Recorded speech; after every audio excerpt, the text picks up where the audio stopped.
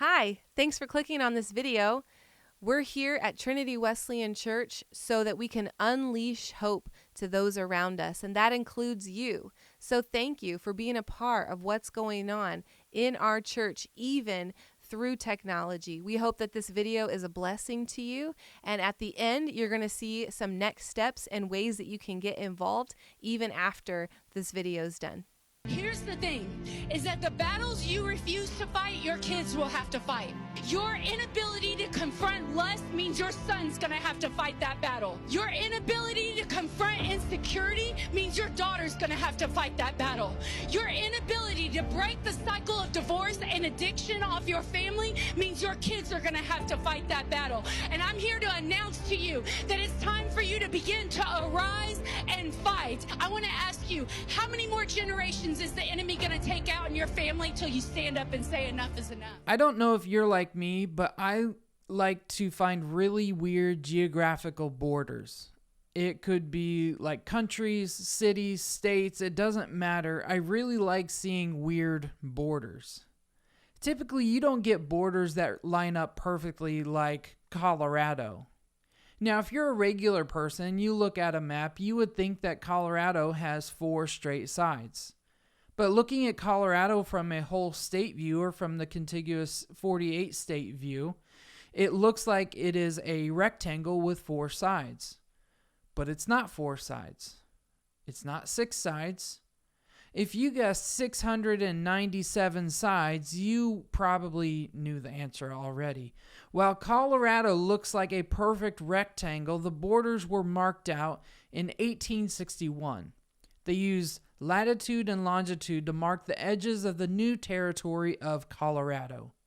As you can imagine, they didn't have many satellites back in the 1800s that could perfectly pinpoint the GPS coordinates to set the edges of the state. So what would happen is that the workers would go to the location of where they were to start, and they would go to the end, and every so often they would put a stake in the ground that would mark off the border of this new territory. So imagine this. All right, kid, you're gonna drive a stake in the ground right there. You're gonna walk across 37 degrees north latitude from 102 degrees west to 109 degrees west in longitude. No matter what, go straight along this path. Got it. Tap, tap, tap, tap. Gets 100 feet away. Looks back at the boss. Boss. Yeah. Boss, there's a tree in the way. Go around it. Thanks, boss. Gets to the Rocky Mountains 200 miles away. Calls boss on a cell phone in the 1800s. Just imagine they had a cell phone. Boss, you're not going to believe it, but there's tons of rocks in the way. They call them the Rocky Mountains. Climb it, kid. I ain't paying you to call me. I'm paying you to put stakes in the ground. Got it, boss? For the technology that they had in the 1800s and the technology I gave them in this made-up scenario, they did an amazing job making straightish lines across the crazy terrains of Colorado. To only have 697 sides is an accomplishment in and of itself. So I love thinking about boundaries, though. Some boundaries and borders are simple and they're unguarded, like Belgium and the Netherlands. It's just a simple cafe in the Netherlands right next to Belgium. No armed guards or anything. There's this one on the border of Vermont and Canada. It's the Haskell Free Library and Opera House. This building is actually built in both countries, in the United States and in Canada. Citizens of the United States and Canada can go into the building, but you'd have to go to customs down the road to go to the opposite country, to go outside of that building in the opposite country that you're from. This is my favorite one. There's a table at the border of 3 countries. It's Slovenia, Hungary, and Austria. It's called Sobor Park. And technically, you can't go to the other countries, but nobody's really stopping you. But you can have lunch with other people from other countries. It's just a picnic table at the border of these 3 countries. But there's other boundaries and other borders that are much more guarded. This one is the DMZ. It's the demilitarized zone between North and South Korea. You go from South Korea to North Korea, the North will make sure you're not alive. You go from North Korea to South Korea, the North will still make sure you aren't alive. You can take tours from South Korea and go into those blue buildings and technically go into North Korea, but you're still inside of the building. So we think about boundaries and we think about borders. Are they technically bad? No. We have borders everywhere. Our house is a border. It's a boundary. People can't just walk into our house. That's called trespassing.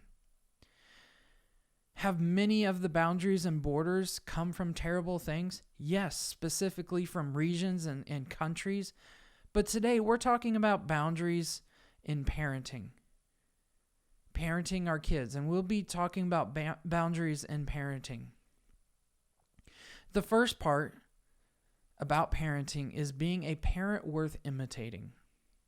If you don't be the example that you want your children to be, they will have a difficult time rising above what you do. You set them up for a harder life when you don't imitate what you want them to do because you tell them to do one thing, but you do the opposite. Then they have this inner dialogue that says, wait, do I have to do what they say? They don't do what they tell me to do. Maybe I don't need to grow. Maybe I don't need to try. Maybe I don't need to do better. And to the parents who are struggling today, or to the parents who will struggle in the future, because there will be days that you struggle to get out of bed and days you don't feel like doing what is best for your family, listen to this. If you don't take anything else from today, take this advice. If you won't do it for yourself, do it for your children. They don't deserve second best. Be a parent worth imitating. Now, I understand that parenting is difficult. There are days when you don't feel like holding your rules or holding the line because you're tired or you're busy, you have things to do. But what you do in the tired times and you do in the busyness of life is what becomes a habit in your future and in your child's future. You're setting up habits for your children. A couple days ago, I had a lot of work to do, but the girls had been asking to swim all week. They've been asking to swim all week, and it was after work hours. And so I said, let's go swimming. I'll work later. So we swam, and the girls and I had a great time. I became an octopus, and I took the pool noodles and said, these are my tentacles. I'm trying to grab them with the pool noodles. It was actually a good time of relaxing for me, and I needed it. But I finished working after they went to bed. You build habits out of boundaries. I took time from my job because it was after hours. It was family time. A couple days ago, we were so worn out and we were exhausted that neither Jen and I wanted to cook dinner, and we've been trying to eat out less and eat better for financial reasons and for health reasons. We started coming up with options that we could make at home, and all of them sounded way too tiring to make, and so we started resorting to eating out.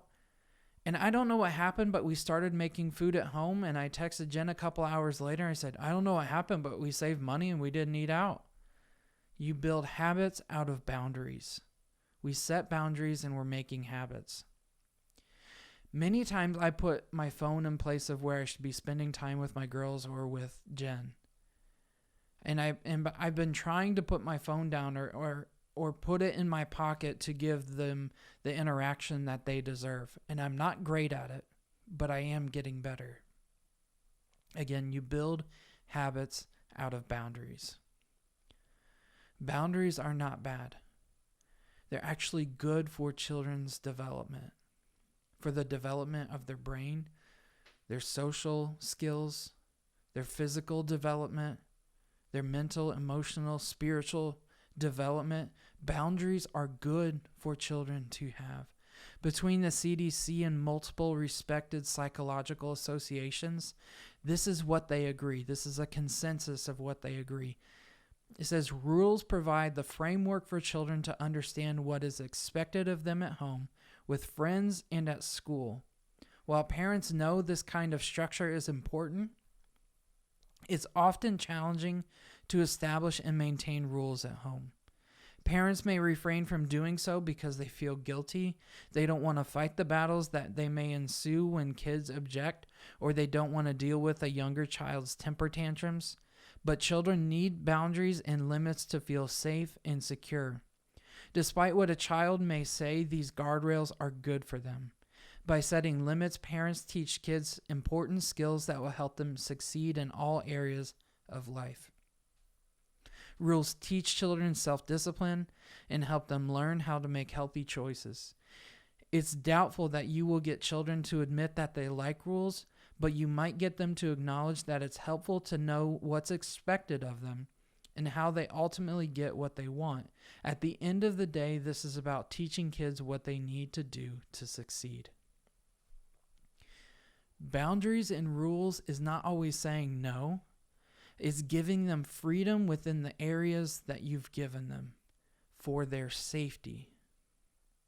See, if you have a fire pit, a fire is not bad, but it's bad in the wrong area. You have a fire ring. If the fire stays within the ring, it keeps you warm. It's something that is good.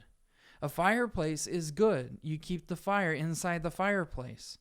It keeps you warm. But anywhere else, if the fire gets anywhere else inside the house, that is bad. A campfire is good when it's contained. A campfire that gets out of the fire ring is what starts forest fires. In September 2020, a couple was celebrating a gender reveal with a, quote, smoke-generating pyrotechnic device that was set off and ignited dry grass in the San Bernardino Mountains in California. It burned 23,000 acres of land, 20 buildings, and the life of one firefighter over 18 days. A fire in the wrong place causes more damage than expected.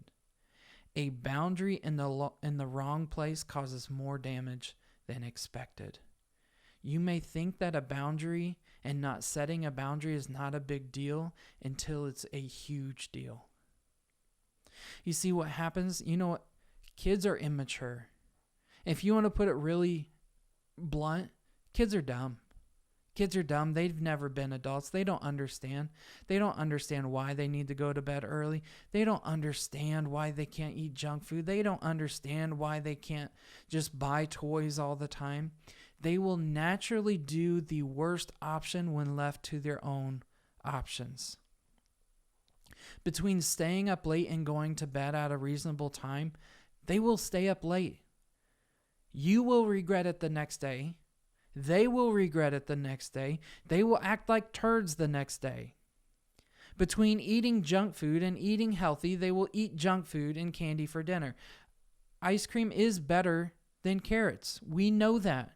It tastes better. You can't live on ice cream, and living on ice cream and junk food will cause health issues down the road. We know that carrots are actually better for you, eating more often.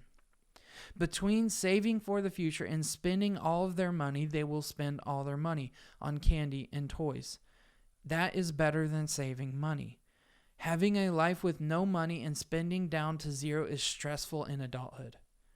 Having extra money is stress relieving. Which habit are you forming for your kids? See, the natural option is to do the easiest, the most fun option, because they don't know better.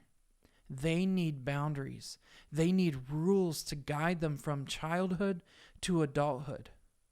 And there's a reason that 80% of adults don't mature past the 8th grade maturity level. They were never taught to mature or never push themselves. Many adults still live like children in adult bodies with adult responsibilities and wonder why they're stressed in their life. And so how do we change this? How do we change this for our kids? If most people live like this, how do we parent our kids to be different? Number one is we be a parent worth imitating, which means following God's rules for living as a guide for our lives. And when we do that, we have the roadmap to show our kids how to live as well. Number two is to follow the second set of blueprints for parenting. Last week, we talked about the first set of blueprints for parenting, which we talked about the rightly ordered relationships. If you missed that sermon, it's very important to have that as the structure for parenting. If one is out of order, it messes up the rest of the order for relationships. And it seems like it's not a parenting sermon, but it is very important to have rightly ordered relationships in parenting. The second set of blueprints for parenting. All of these come from the book of Proverbs. It was a bunch of wisdom that was given to King Solomon by God. So this is God's wisdom given to man to give to humanity. So God gave this wisdom to give to humanity. A couple months ago, I was mowing the grass, and I usually listen to music if I have to mow the grass. I usually don't have to, but if something comes up, the person that normally mows, I'll listen to music while I'm doing it. Anyway, I usually listen to many genres, anywhere from metalcore to emo to worship music to EDM to punk. Anyway, so I had about 2.5 hours to listen to something. So I decided to listen to the Bible while I was mowing and change it up. So I've been reading through the Bible chronologically, and I was in the book of Proverbs. And so I listened to the whole book of Proverbs, and I was blown away by the amount of wisdom in this book. I know, crazy, right? It's a wisdom literature book. But the wisdom that stuck out to me was all of the wisdom that had to do with parenting. And this is what really wrote this whole series that we're in, Happy Home. And I'm going to go through these points pretty quick, but feel free to go into more detail later. The first point is to train them to fear God. Train your children to fear God. This comes from Proverbs 1, verse 7. It's like right in the very beginning of Proverbs. The fear of the Lord is the beginning of wisdom, but fools despise wisdom and instruction. The fear of the Lord doesn't mean to be scared of God, but it means to revere and respect God.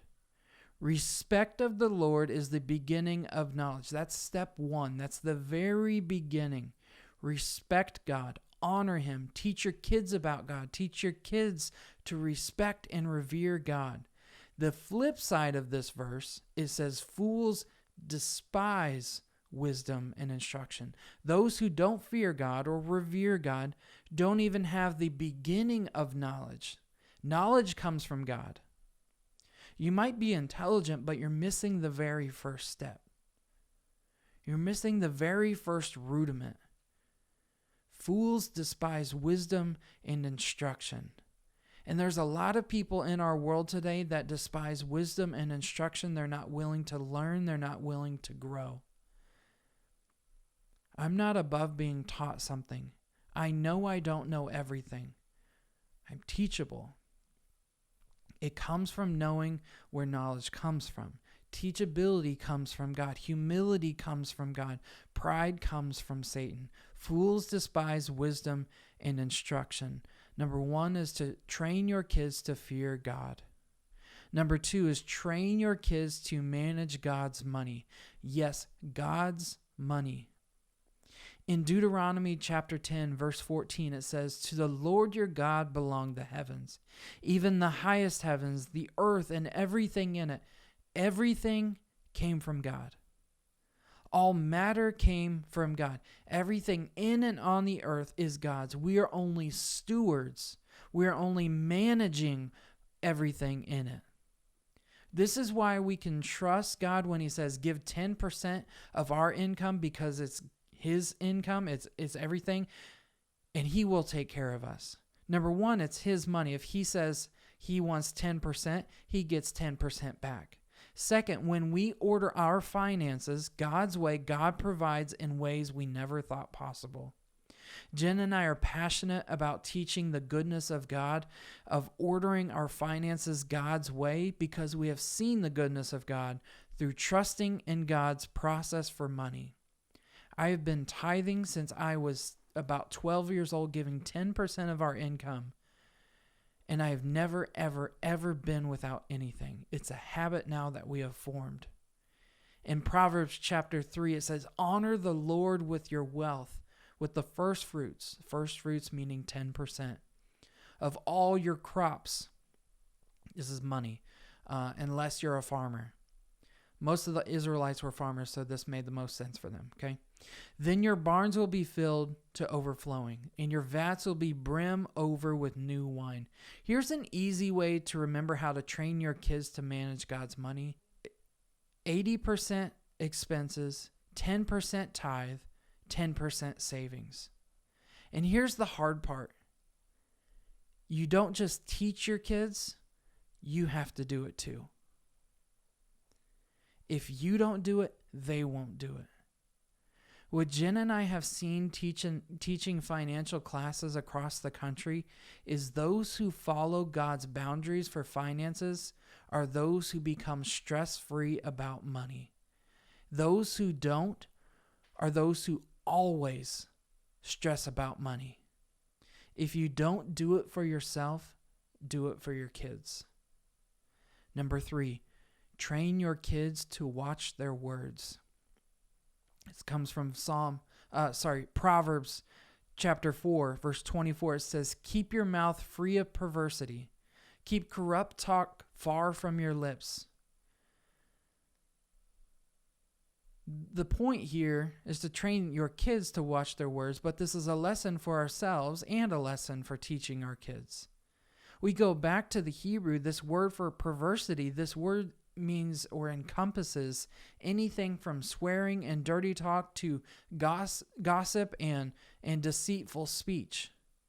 Remember, be a parent worth imitating. Kids are watching and listening to what you do rather than what you tell them to do. In the book of James, James talks about the tongue is compared to a rudder of a ship. While it is small, it steers a whole ship. What you say steers your life and the perception of Christ that people see. Watch your tongue. Watch your tongue. Training your kids to watch their words is to watch your own words as well too. When you watch your words, then you have an example to show them how to watch your own words. How many times have I seen a 3-year-old using words that should not be used? Where's that learned from? They hear it, they see it modeled, and then it becomes a habit.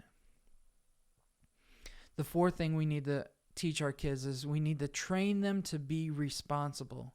Proverbs 6, it says, go to the ant. Yes, the little ant, the little insect, the little bug. Go to the ant, you sluggard, you lazy. Consider its ways and be wise. It has no commander, no overseer or ruler, yet it stores its provisions in the summer and gathers its food at harvest. Just because you have now doesn't mean you will have later. Training your kids to be responsible. Responsibility understands that you have enough right now. That doesn't mean to slack off and do nothing. That's when calamity happens. In that time that you have enough, keep working, keep doing. I've heard of people quitting their jobs over winning $50,000 in the lottery, which most people spend more winning the lottery than actually the amount of money they've actually won, but they'll quit their jobs over $50,000. That's like a year's salary. They'll quit their job over that. Maybe instead, when you have more, when you have enough, invest or save, but keep working. Or give extras to someone or something. This proverb speaks against laziness. I'm not saying to become a workaholic, but I'm saying to be responsible, to pay your bills, have extra set aside for an emergency fund. Teach your kids this principle too. Because when you have done that, you can train your kids to do number 5. Number 5 is to train your kids to be generous. Proverbs 11:25, a generous person will prosper. Whoever refreshes others will be refreshed. Whoever refreshes others will be refreshed. You can't teach generosity. You show generosity.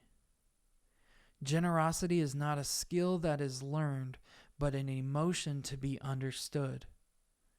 Generosity is trusting that you have enough, and what God said you have is enough.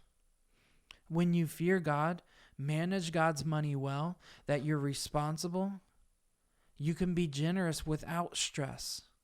And yes, there's times where God calls us to be generous in faith and trust that God will take care of us. You remember the widow who gave the last little bit of money she had? And Jesus said everyone else gave out of their abundance, but she gave out of what she didn't have. That's an amount of trust in God many people never get to. That doesn't mean to be foolish with your money so you can give the last little bit of your money. But she is giving in faith.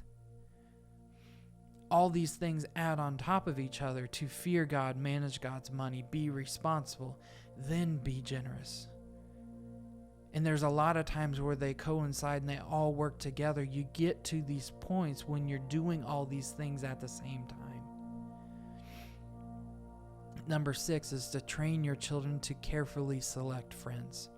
Proverbs 13:20 says, "Walk with the wise and become wise, for a companion of fools suffers harm." If you did something good in your life, you didn't do it with one of your dumb friends. If you did something dumb, you likely didn't do it with one of your good friends. You can't pick your kids' friends, but you can influence the environments that your kids are in. When they're in those environments that we can't entirely pick where they're going to be, we talk to our girls about if their friends are good influences or bad influences already. They're young. And one of them will say, "This friend did this to me today and I didn't like that." And I said, "Do they do this a lot?" "Yeah." "Have you told them you don't like it when they do that and it hurts your feelings?" "Yeah." "Well, guess what? You don't have to be friends with people who are mean to you. You have to be kind to them and not treat them mean back, but you don't have to be friends with them." "Really?" "Yeah." That's a real conversation I had at the end of this school year. They think they need to be friends with every single person. They don't have to be friends with every single person.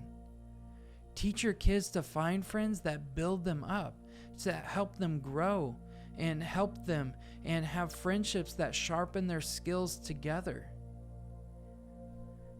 Teach your kids to carefully select friends that are actually going to encourage them instead of tear them down. The last part of these blueprints is to train your children to guard their heart. Proverbs 4:23, "Above all else, guard your heart, for everything you do flows from it." As parents, Jenna and I have been so careful about what our kids watch in this day and age. Whether it be what's on Disney or Nickelodeon or YouTube Kids. Did you know that YouTube Kids has a lot more child predators than children? Our kids don't use YouTube Kids. Our girls use YouTube, but we watch YouTube with them. iPads stay in the living room or at the table. They don't go alone with their iPads. They don't go in rooms. When we watch TV together, we've been watching House Hunters together. Sometimes they're commercials and they're scary movie commercials or they're action movie commercials with blood. And our girls know when we say, "Close your eyes," there's no questions anymore. There's a reason we do it, so they sleep well. We do it to guard their minds. We do it to guard their soul. We let the girls download a Mario racing game on the iPad this last week, and they played it a lot while we were working. And there got to be a point where they were absolutely glued to the iPad and their attitudes changed. And they had attitudes that I've never really seen. I said, "Girls, I have to go do a couple things for the church. You're coming with me." They needed a change of scenery. We got back and we had to put some stuff away at the church, do a couple things there. We got back and Jen said, "How was it with that?" And the girl said, "It wasn't fun." I spoke up and said, "I never said we were going to have fun. I said I needed you to have a break from the screens." What's crazy is their attitudes were way better after that. They didn't even have screens the rest of the day, but they forgot about it. The whole point isn't just about technology, but we have to teach them how to guard their mind when they're around other people as well too. What other people might say, what other people might think, what other people might teach them. We have to teach them how to guard their mind when something is contrary to what they know. When something is contrary to what we know, that they become skeptical. We teach our girls to make sure they are not being tricked into anything, or someone isn't trying to tell them something that's not real. Not everyone is out there to trick you or scam you, but you have to know the truth so that when something is contrary, alarm bells are starting to go off in their head.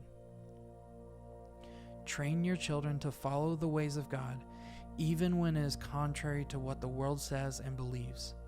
It may be weird, it may be different, but it is the best for your children that you are in charge of. The children that you are responsible for. The children that God has put you in charge of, whether it's your children now or your children down the road.